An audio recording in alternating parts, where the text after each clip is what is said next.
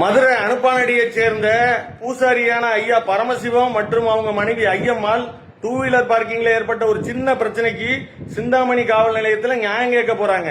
ஆனா அங்க இருக்கிற 4 காவலர்கள் ஐயா பரமசிவத்தை தலையில கொடூரமா தாக்கிடுறாங்க. ஆஸ்பத்திரியில் அட்மிட் ஆன ஐயா பரமசிவத்தை நீங்க உடனே டிஸ்சார்ஜ் ஆகாட்டி கஞ்சா வழக்கு போட்டுருவோம்னு சொல்லி மிரட்டி இருக்காங்க. ஐயா பரமசிவம் இறக்குற தருவாயிலையும் தன்னோட மரணத்துக்கு காவலர்கள் தான் காரணம்னு சொல்லி மரண வாக்குமூலம் கொடுத்திருக்காரு. இந்த வழக்கை விசாரிச்ச மதுரை உயர்நீதிமன்றம் மேஜிஸ்ட்ரேட் தலைமையில இந்த வழக்கை உடனடியாக விசாரணை பண்ணணும்னு சொல்லி கேட்டிருக்காங்க.